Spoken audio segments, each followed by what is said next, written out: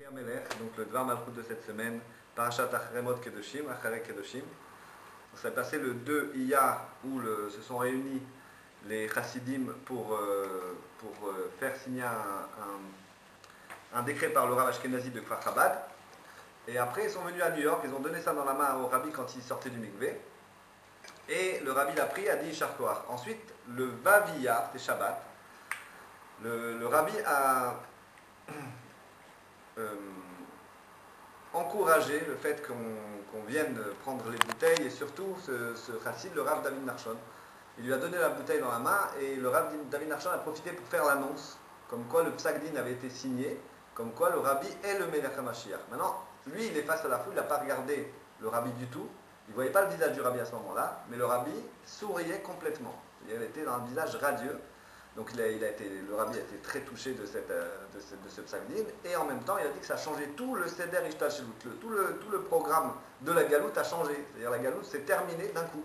Et la Neshama du Mashiach descend, comme c'est marqué dans Tazria Metzora, comme il a dit Isha ki Tazria veyalda Zachar, il dit c'est la naissance de Zachar. Zachar c'est le mâle, c'est un garçon.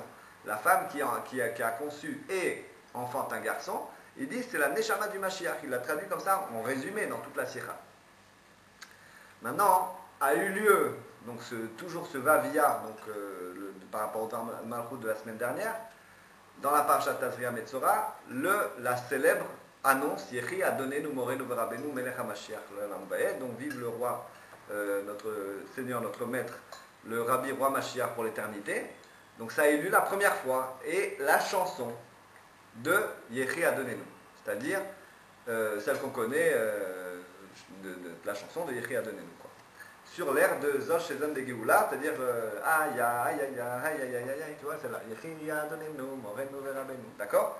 Donc le Rabbi va en parler ici. Et donc le Rabbi commence sa sikha, et dans les trois sikhot qui ont eu lieu, le Kafret Nissan, où il dit faites tout ce qui est en votre pouvoir de faire pour faire venir la Geoula, moi j'ai fait ce que j'ai pu. Le Rabbi a donné une déclaration qui a fait trembler tout le monde.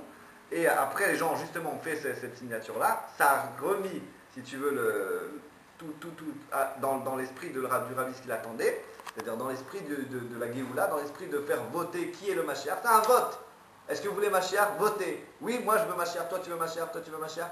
Alors on vote, tu vois. Mais dans la Torah, ça s'appelle un Psak Din. C'est un Psak Din, donc ça a été décrété par les Rabbanim. Donc déjà il y avait 250 Rabbanim qui ont signé. Bon, aujourd'hui on en est plus que 4-5 000 de Rabbanim qui ont signé comme quoi le Rabbi c'est Mashiach. Et à ce moment-là, donc on a eu Kafret Nissan, ensuite le 2 Iyar, ensuite le Vav Iyar, et là on est le Yud Gimel Iyar, le 13 Iyar. Donc il parle de plus en plus de la Géoula. Et là, plus ça va monter jusqu'à Tafshinun Bet et Tafshinun Gimel. Et d'une part, on va expliquer qu'est-ce que c'est que la Géoula. Deuxièmement, qu'est-ce qui permet de ramener cette Géoula. Et troisièmement, comment se préparer à la Géoula Amitit Vashlema. Ou quand on parle de la Géoula, on ne parle pas de la Géoula de Mitzrayim, la Géoula de Babylonie, etc., toutes les géoulottes qu'il y a eu dans le peuple juif. On parle de la Géoula complète, on parle de Mashiach. On est d'accord? On parle de Mashiach, de la Géoula Amitit Vashlema, définitive. C'est que ça quand on dit la Géoula, la Géoula Stam. Juste la Géoula, ça veut dire la Géoula complète. Le Rabbi explique là-dessus. Il dit Géoula Stam. Et là, il y a une petite note de bas de page, la note numéro 8, qui est la chant Nigun Chabad. Il dit comme le rappelle le chant Chabad, Zor Shvin Zain de Géoula. C'est la Géoula, c'est-à-dire un chant qui dit c'est la Géoula maintenant. Comme on l'a chanté juste avant qu'on dise cette sikha, donc on parle bien de Yechi Adonenu Morenu Verabenu. D'accord? Donc il fait allusion à ce nigun-là. Ve'od leshonot ve'nigunim ka'etze bazeh, et d'autres nigunim aussi, qui sont toujours avec les mots de Yechi Adonenu.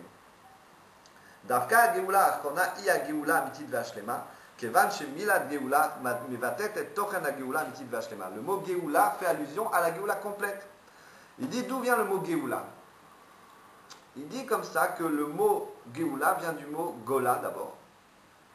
Gola ça veut dire à la fois Galout, les Mefarshim ils expliquent, soit ça veut dire, les commentateurs expliquent, soit ça veut dire le mot Gola, soit la Galout, l'exil, soit la Géoula, la délivrance. Deux sens complètement contraires pour le même mot. Le Rabbi explique comme ça. Le mot Géoula et le mot Gola se ressemblent. À une seule différence, c'est qu'il y a un Aleph dans le mot Géoula. Donc le Rabbi dit que Gola, quand on le prend dans le sens exil, Gola, quand on rajoute le Aleph qui fait allusion au mot Alufo Shel Olam, c'est-à-dire Dieu, le maître du monde, Alufo Shel Olam. On fait rentrer Dieu dans le mot exil, le mot Gola, on retrouve Géoula. On se retrouve dans la Géoula par le fait qu'on rentre à l'intérieur de notre vie, de notre quotidien, la divinité. Et là, on va voir dans le Dvar Malchut, je vais un peu résumer tout ça, par le fait qu'il donne 4 langages, en fait, le Rabbi. Il donne 4 possibilités. La première, c'est la galoute. La galoute complète, c'est-à-dire l'exil total, c'est-à-dire quand une personne est malheureuse dans sa vie, bien qu'elle peut avoir tout. Une personne est malheureuse dans sa vie, bien qu'elle a un travail, une voiture, la bonne santé, des enfants, tout ce qu'on veut. Elle peut être malheureuse dans sa vie, c'est une galoute. Ça, c'est la galoute. Ensuite, il y a la Gola, comme le Rabbi l'explique, ça peut être ou la Géoula ou la galoute. C'est-à-dire qu'on a une possibilité, une ouverture. Donc là, le mot Gola qui fait que la personne est quand même heureuse de ce qu'elle a, même si elle n'a pas tout ce que la personne d'avant elle avait. Et il y a la Géoula, c'est-à-dire on a fait rentrer le Aleph dans sa Gola, c'est-à-dire on est heureux, mais en plus on sert Dieu, on fait Shabbat, on pratique les mitzvot. Donc là, on a vraiment fait rentrer le Aleph dans notre quotidien. Et là, à la fin, le Rabbi dit il y a quand même une autre dimension.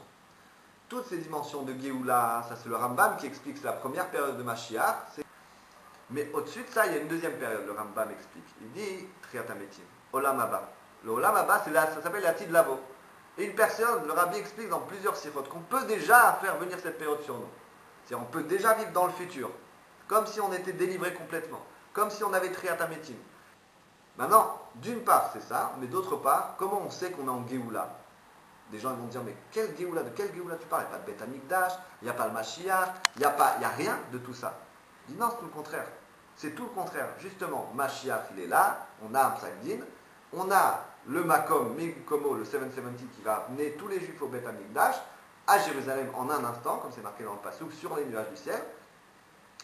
Et on a, qu'on peut voir, tout le monde peut voir ça à chaque instant, l'accélération fantastique des inventions, de l'avancée technologique.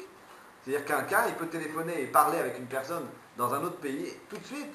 C'est-à-dire qu'on peut diffuser la Torah en une seconde, d'un bout à l'autre du monde, faire un Dvar Torah par téléphone, par Internet, par webcam. Tu vois, on peut parler avec des gens en direct. Si on réfléchit à ça, on reprend 100 ans en arrière, d'accord, on se retrouve au siècle dernier, il fallait épuiser l'eau, tu vois, il fallait pour faire à manger, c'était toute une histoire, il fallait faire pousser les légumes. C'est énorme. Des téléphones portables, on peut se voir, on a une webcam, on a l'internet, on a un ordinateur, on a une voiture, on voyage d'un pays à l'autre en 4 heures. Où est-ce qu'on a vu ça? C'est ça la Géoula. C'est la partie matérielle de la Géoula. La partie spirituelle, c'est qu'on a le Rabbi qui nous enseigne la Torah Chadasha Mitititse, la nouvelle Torah. Et c'est ça qu'on voit d'un côté au niveau matériel, la Géoula, tu vois, un téléphone, une voiture, toutes sortes de biens matériels, mais avec une avancée technologique. L'électricité, avant c'était la bougie, à 8h du soir tout le monde était au lit, tu vois. Ils se levaient très tôt les gens, mais ils allaient très tôt au lit parce qu'il faisait nuit, tu vois. Ben maintenant, on peut rester et faire ce qui est marqué dans la Torah, d'étudier la Torah la nuit, qui est une mitzvah, d'accord. Dans la Torah, c'est une mitzvah d'étudier le jour et la nuit, oui. Donc on peut le faire aussi la nuit puisqu'il y a l'électricité. Tout ça, ça paraît simple, mais si on revient à l'esprit de 100 ans en arrière, c'est énorme. Ça, c'est la partie matérielle de la Géoula. La partie spirituelle, elle arrive en second, et on voit qu'on peut étudier la chassidoute. C'est qu'on a un aspect complètement nouveau de la Torah qui existait, puisqu'elle a été déjà expliquée dans une certaine partie par Rashi même. Quand on voit les sirotes du Rabbi qui explique Rashi, il explique que c'est de la chassidoute. Tu vois, Rashi il explique des aspects de la chassidoute. Bon, Rabbi Shimon, c'est du Zohar, qui expliquait aussi, le Baal Shem Tov explique beaucoup le Zohar selon la chassidoute. Et donc on a l'aspect spirituel en fait de la Géoula. Et ensuite le Rabbi termine en expliquant qu'est-ce qu'il faut faire pour faire venir cette Géoula qui est là déjà. Ça veut dire quoi? Faire venir quelque chose qui est déjà là. Ça veut dire ouvrir les yeux. Ouvrir les yeux comment? Grâce en étudiant le Dvar Malchut, grâce en faisant Ahavat Israël, grâce en faisant étudier et en étudiant les sujets qui expliquent la Géoula et Mashiach. C'est ça qui fait qu'on a soif de quelque chose. À ce moment-là, on fait venir. On a soif d'un lien spirituel, on le fait descendre sur terre. Donc c'est ça le lien de faire venir la Géoula, étudier les sujets de Géoula immédiatement. Vive le roi Mashiach!